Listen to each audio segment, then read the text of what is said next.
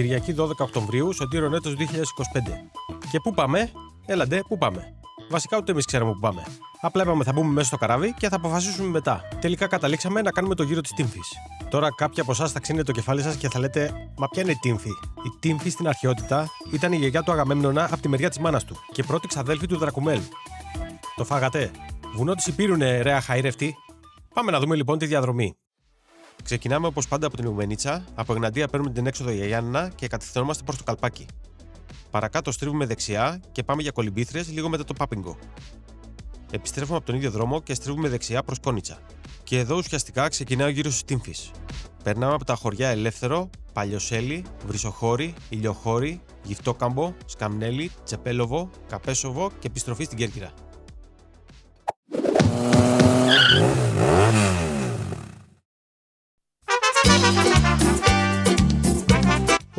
Τι έχουμε εδώ? Αγόρασα Ducati Multistrada?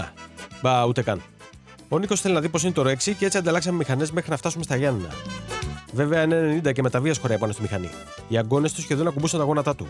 Όσο είμαστε στην Εγναντία δεν παραπονέθηκε. Μετά όμως όταν βγήκαμε από την εθνική και πήραμε την έξοδο για τα Γιάννηνα, άλλαξε γνώμη. Γιατί ήρθε αντιμέτωπος με τις λακκούβες των ελληνικών δρόμων. Λακκούβες και Ρο 6 δεν πάνε μαζί. Θα σου φύγουν τα σφραγίσματα. Προσπαθούσα να τον πείσω να την κρατήσει κι άλλο, κυρίως για να έχω την άνεση στη Multistrada, μέχρι που έπεσε μέσα σε μια λακκούβα και χτύπησε τα του πάνω στον τεπόζι του. Το έχω πάθει κι εγώ πολλές φορές. Αυτό ήταν. Στην επόμενη στάση μου την έδωσε πίσω. Έχουμε και νέα μηχανή στην παρέα. Όχι είναι ο οδηγός είναι ίδιος. Η μηχανή άλλαξε μόνο. Ο Παύλος πούλησε το QJ800 και πήρε το Tiger 800. Τι λέτε, από εμφάνιση το Tiger σκίζει έτσι?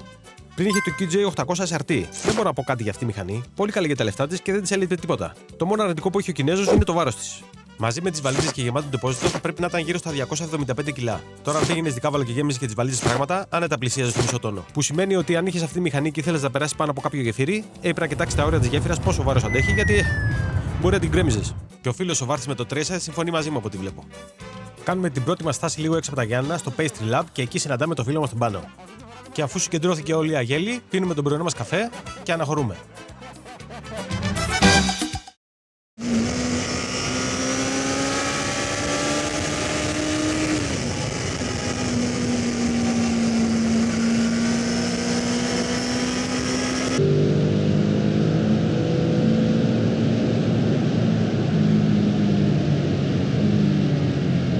Ξεκουμπιζόμαστε λοιπόν από τα Γιάννηνα και πριν ξεκινήσουμε το γύρο της Τύμφης, πάμε σφαίρα για τις Κολυμπήθρες, λίγο μετά το μεγάλο Πάπινγκο.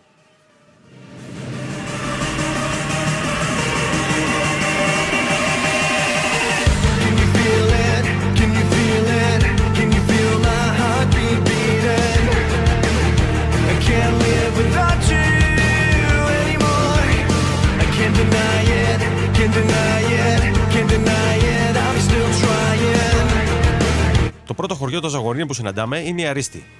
Φυσικά το γράφουμε στα παλιά μας τα παπούτσια και συνεχίζουμε.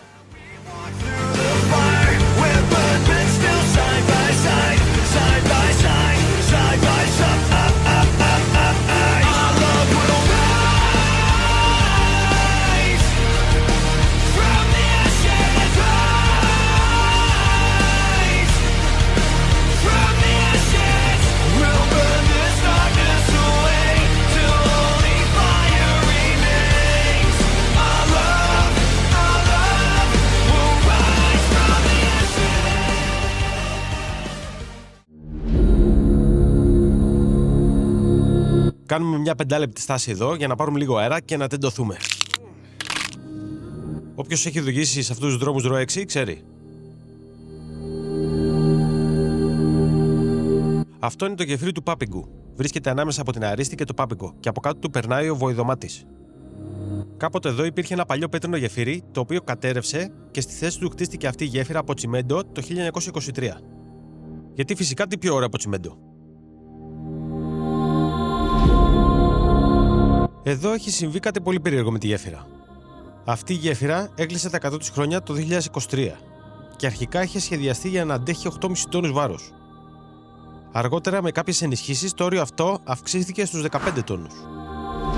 Το 2023 όμως, ως δια μαγείας, οι πινακίδες άλλαξαν και το όριο αυξήθηκε στους 25 τόνους για διαξονικά και 36 τόνους για τετραξονικά οχήματα. Αυτό έγινε εντελώς αυθαίρετα, χωρίς να γίνουν απαραίτητες ενισχύσεις στη γέφυρα. Γιατί όμως έγινε κάτι τέτοιο? Γιατί πολύ απλά ένας εφοπλιστής έκτιζε μια βίλα στο Μεγάλο Πάπιγκο και έπρεπε να περνάνε βαρέα οχήματα με υλικά. Οπότε το όριο βάρους της γέφυρας αλλάζει κατά βούληση, ανάλογα με τα συμφέροντα. Οπότε, αν κάποια στιγμή περάσετε από εδώ και σκοτωθείτε επειδή έπεσε η γέφυρα, θα ξέρετε το λόγο. Οπότε, καταλαβαίνετε, από τύχη ζούμε. Κάτι άλλο άσχετο τώρα. Γιατί η λέξη βοηδομάτης, που προέρχεται από το σλάβικο bondemat και σημαίνει καλό νερό, όταν την προφέρουμε, μας έρχεται στο μυαλό ένα βόδι με ένα μάτι. Μόνο εγώ το παθαίνω αυτό.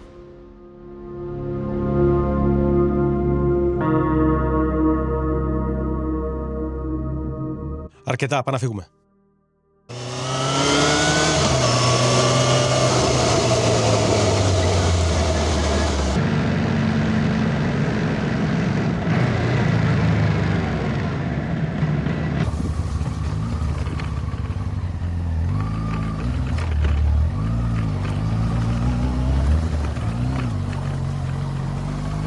Το κρούτσου κρούτσου που ακούτε είναι τα κόκαλά μου. Πάω για διάλυση.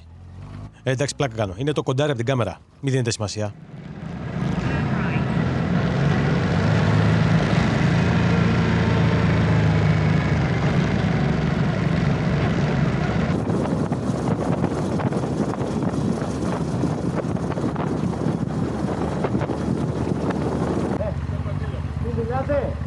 Μιλάμε.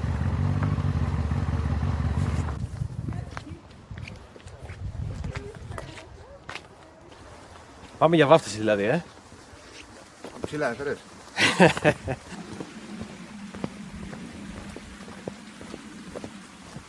Όπως θα καταλάβετε, βρισκόμαστε στις Κολυμπήθρες ή αλλιώς Οβύρες. Πρόκειται για μικρές φυσικές χιλότητες που έχουν σχηματιστεί με τη διάβρωση του βράχου από το ρέμα του Ρογκοβού μέσα στο πέρασμα των αιώνων. Βρίσκονται στον δρόμο που ενώνει το μεγάλο με το μικρό Πάπιγκο και η πρόσβαση είναι πολύ εύκολη. Οι ντόπιοι χρησιμοποιούν τεχνητά φράγματα τα οποία κλείνουν τους καλοκαιρινούς μήνες για να ανέβει η στάθμη του νερού ώστε να είναι κατάλληλες για κολύμπι. Θα μπορούσαμε να πούμε ότι είναι σαν ένα φυσικό σπα, μόνο που εδώ δεν έχει ζεστό νερό. Αν θέλεις να μπεις μέσα στο νερό, θέλει πολύ θάρρος. Πάρε μια βαθιά ανάσα, γιατί το νερό είναι πάρα πολύ κρύο. Αν είσαι άντρας και τον έχεις μικρό, τότε είναι μια πολύ καλή ευκαιρία να κάνεις μια βουτιά σε αυτά τα πραγματικά θαυματουργά νερά. Δεν θα σου τον μεγαλώσει, αλλά τουλάχιστον τώρα θα έχεις μια καλή δικαιολογία για να εξηγήσεις στους φίλους σου ότι το νερό είναι πολύ κρύο και γι' αυτό τον έχεις τόσο μικρό. Δεν θα σε πιστέψει κανείς, αλλά εσύ κάνε την προσπάθειά σου. Δεν το λέω για μένα, έτσι. Μην γίνει καμία παρεξήγηση. Περπάτησα μέχρι την άκρη του ρέματος, μέχρι εκεί που θεωρούσα ότι είναι ασφαλές. Θα μπορούσα να συνεχίσω αν ήθελα, αλλά από αυτό το σημείο και μετά θα πρέπει να κάνω ακροβατικά. Και δεν ήθελα να ρισκάρω να σκοτωθώ εδώ πέρα. Άλλωστε, ήδη είχα χάσει 2 ζωές, μια φορά που μου είχε πατήσει κατά λάθος το αυτοκίνητό μου και μια άλλη φορά που πήγα να κάψω κατά λάθος το χωριό. Η τρίτη μάλλον θα είναι και φαρμακερή.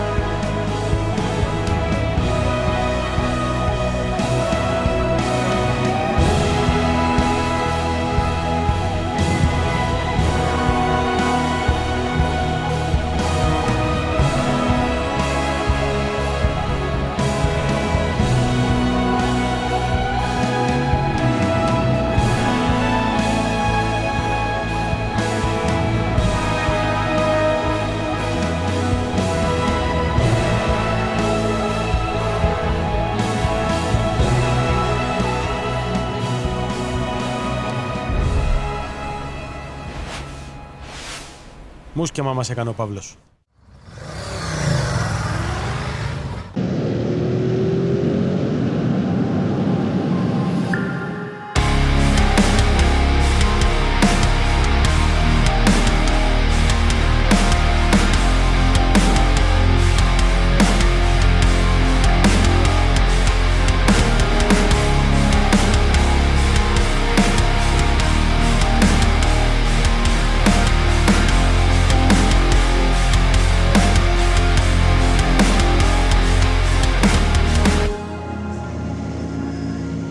Φεύγουμε λοιπόν από τις Κολυμπήθρες χωρίς να γίνει βάπτιση και κατευθυνόμαστε προς την Κόνιτσα. Από εδώ και πέρα ξεκινάει ουσιαστικά ο γύρος της Τύμφης. Περνάμε μέσα από την Κόνιτσα και βγαίνουμε από την πίσω μεριά στο δρόμο που οδηγεί προς το χωριό Ελεύθερο.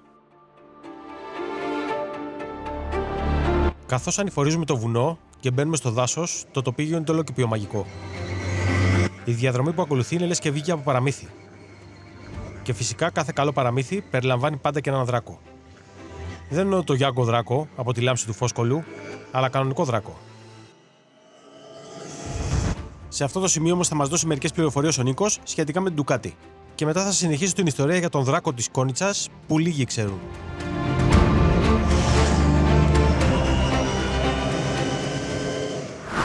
Σε τέτοιους δρόμους το Multi δεν έχει αντίπαλο. Βασικά δεν έχει αντίπαλο. Εδώ είναι που τις ταιριάζουν οι δρόμοι, γιατί δεν είναι τόσο ότι οι άλλες δεν μπορούν να μπουν στις στροφές ή ξέρω εγώ ότι το τέλειο κράτημα ή οτιδήποτε. Είναι απλά ότι έχει τόσο καλό στήσιμο, ειδικά στο touring, όχι στο τέρμα σκληρό, να είναι λίγο πιο μαλακωμένες οι συναντήσεις. Έχει τόσο καλό στήσιμο που δεν την επηρεάζουν τόσο πολύ οι ανομαλίες του δρόμου. Οπότε μπορείς να πας σβέλτα. Δεν χρειάζεται, άμα θα αξίσεις γόνατο, εντάξει, οκ. Αλλά σε οδήγηση τέτοια αυτή που κάνω εγώ, που είμαι άσχετος, λίγο πιο σβέλτη από χαλαρή βόλτα, δεν έχεις να φοβάσαι και πάρα πολύ για το δρόμο. Εντάξει, άμα είναι κάτι πολύ extreme, άμα έχει κλειστρά εδώ, ας πούμε, που φαίνεται να έχει υγρασία και τέτοια, πας λίγο λαου-λαου, δεν ξέρεις τι θα έχει. Αλλά αυτή η γραμμή εδώ που είναι από κάποιο έργο που περάσαμε σωλήνω λογικά, για να την πατήσεις τώρα πάνω στη στροφή, δεν χαμπαριάζα, δεν είναι ότι θα σου κουνηθεί και πολύ η μηχανή. Λάστιχα καλά να έχεις και το multi δαγκώνει. Ας πούμε εδώ. Δεν χαμπαριάζει, είναι ψηλό. Αντώνη, παράτα το 6. Πάρε μία έτσι λίγο πιο ανθρώπινη. Να μπορείς να απολαύσεις και αυτούς τους δρόμους. Δεν ξέρω, εδώ πέρα εσύ λογικά κοπανιέσαι. Όχι, κάνεις λάθος, δεν κοπανιέμαι καθόλου.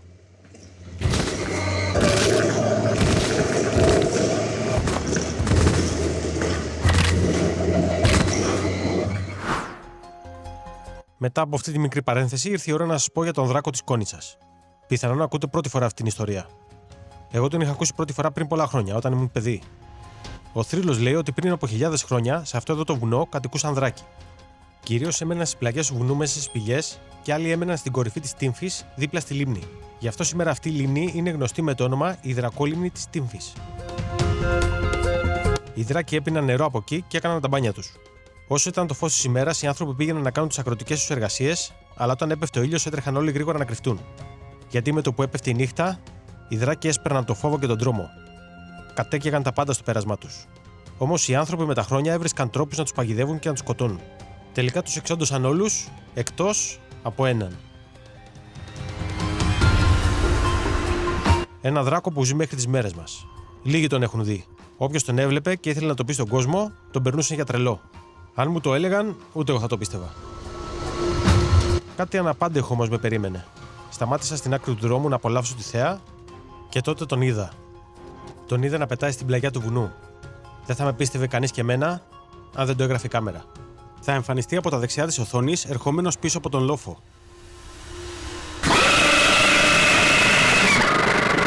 Τι έγινε, έπαθαμε εμφραγματάκι? Καλά, ρε, τι περιμένετε, να δείτε δράκο, αλήθεια? Δεν με έχετε μάθει ακόμα? Τι είναι αυτό, ρε μαλάκα? Αλήθεια, πέρασε δράκος?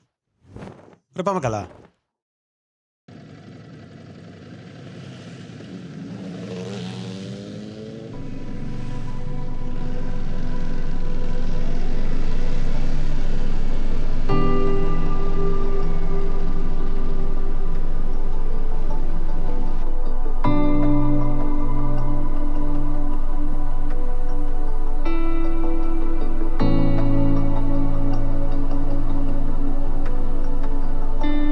Συνήθως όταν διασχίζω τέτοια ωραία μέρη, βάζω την κάμερα πίσω στη μηχανή και πάω με το πάσο μου.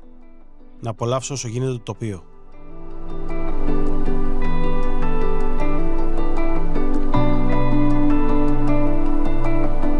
Αν και για εσάς δεν είναι το ίδιο να το βλέπετε μέσα από μια κάμερα, όμως ελπίζω να το απολαύσετε.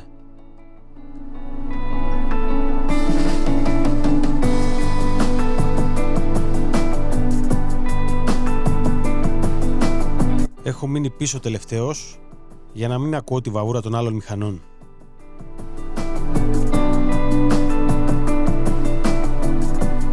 Ωστόσο, οι υπόλοιποι είχαν φτάσει ήδη στο ηλιοχώρι και αναρωτιόντουσαν που είμαι τόση ώρα.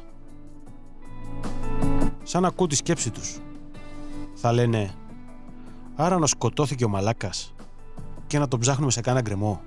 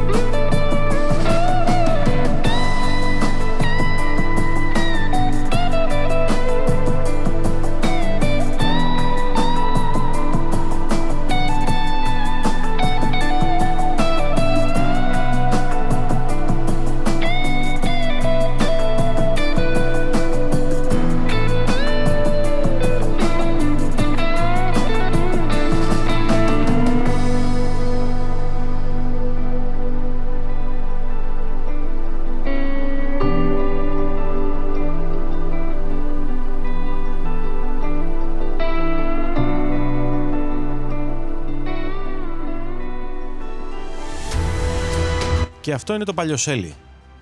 Σταματήσαμε 5 λεπτά για να πιούμε νερό από την πηγή του χωριού. Το χωριό βρίσκεται στις πλαγιές του Σμόλικα και η εκκλησία του χωριού, αν τη δεις από το πλάι, φαίνεται ότι έχει πάρει μια κλίση προς τα εμπρός. Κάτι σαν τον πύργο της Πίζας, ένα πράγμα. Αυτά. Πάμε γρήγορα, βαριέμαι.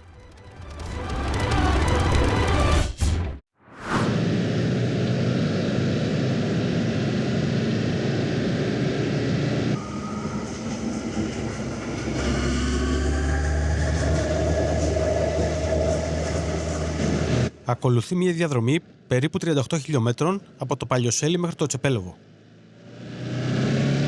Σχεδόν το πήραμε μονοκοπανιά, μόνο 1-2 ολιγόλεπτες στάσεις σε τυχαία σημεία.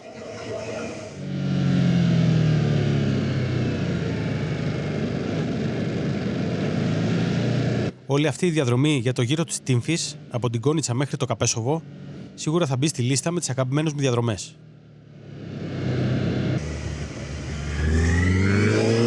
Ο δρόμος ελύσεται μέσα σε παρθένα τοπία, η παρουσία ανθρώπων είναι ελάχιστη και κάθε στροφή αποκαλύπτει μια ανέγκυχτη ομορφιά.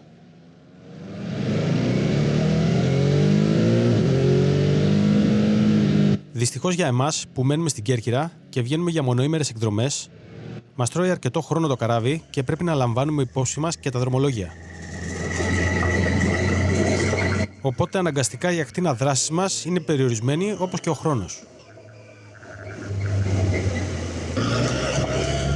Όταν κάνουμε μια διαδρομή με πολλά χιλιόμετρα που απαιτεί περισσότερο χρόνο, τότε αναγκαστικά θα κάνουμε λιγότερες στάσεις για να προλάβουμε.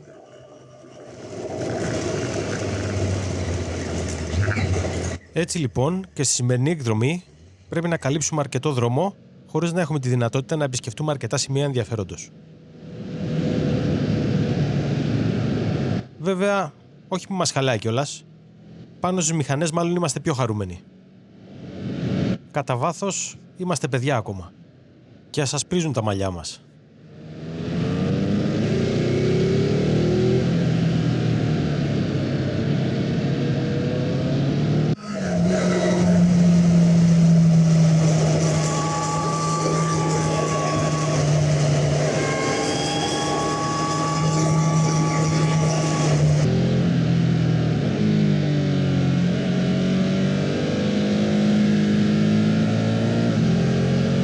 Αν είχαμε αρκετό χρόνο στη διάθεσή μας, θα μπορούσαμε να κάνουμε στάσεις σε 2 σημεία ενδιαφέροντος που ήταν πάνω στη διαδρομή μας. Στην Σαρακατσάνικη Στάνη, στο Γυφτόκαμπο, όπως επίσης και στον καταράκτη Μπάλτα Ντιστρίγκα, στο Ηλιοχώρι.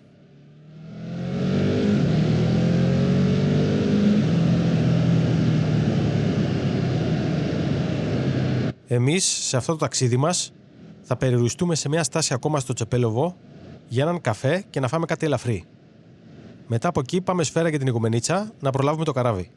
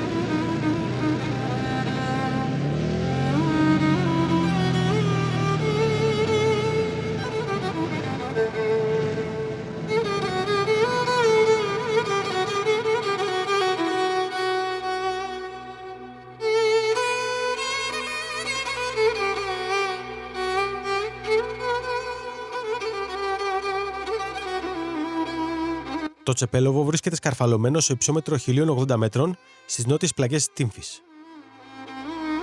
Είναι το μεγαλύτερο χωριό του Ζαγορείου και είναι ένας τόπος που κουβαλά μια αρχοντιά αιώνων.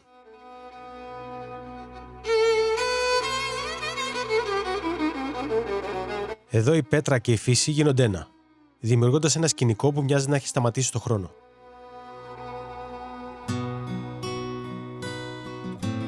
Περπατώντας στα καλντερίνια του, η παραδοσιακή αρχιτεκτονική σε ακολουθεί σε κάθε βήμα.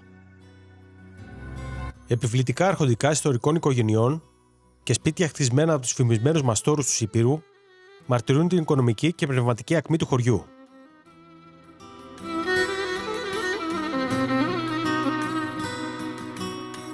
Στην καρδιά του Τσεπέλοβου, στην κεντρική πλατεία, βρίσκεται ο υπερονόβιος πλάτανος που με ένα μαγικό τρόπο σε προσκαλεί να κάτσεις κάτω από τη σκιά του.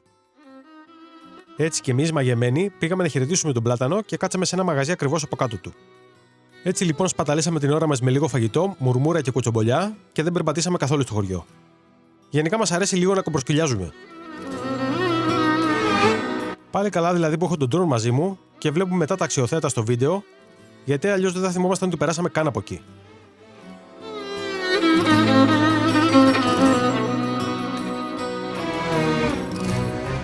Το Τσεπέλοβο, είτε αν το επισκεφτείτε τον Αύγουστο στο φημισμένο τριήμερο πανηγύρι του, είτε στην ησυχία του χειμώνα, σίγουρα θα σας κερδίσει με την ομορφιά του.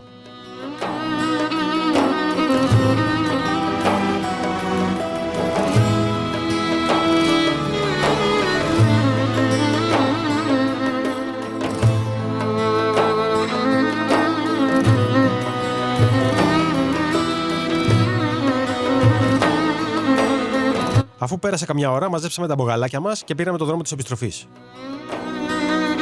Σίγουρα περάσαμε μια όμορφη Κυριακή. Από αύριο όμως τα κεφάλια μέσα.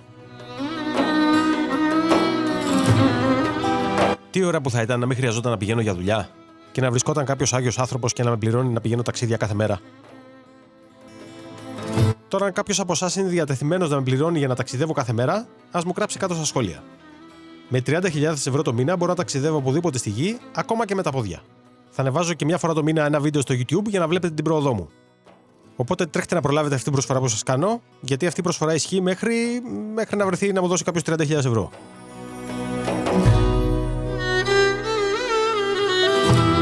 Αυτά λοιπόν από την ομάδα του Corfu Moto Tribe. Τώρα, αν θέλετε να στραβωθείτε και να κουφαθείτε από αυτά που βλέπετε και ακούτε σε αυτά τα βίντεο, μπορείτε να κάνετε μια εγγραφή στο κανάλι μας. Τα υπόλοιπα αφήστε τα πάνω μου. Να περνάτε καλά λοιπόν και καλούς δρόμους.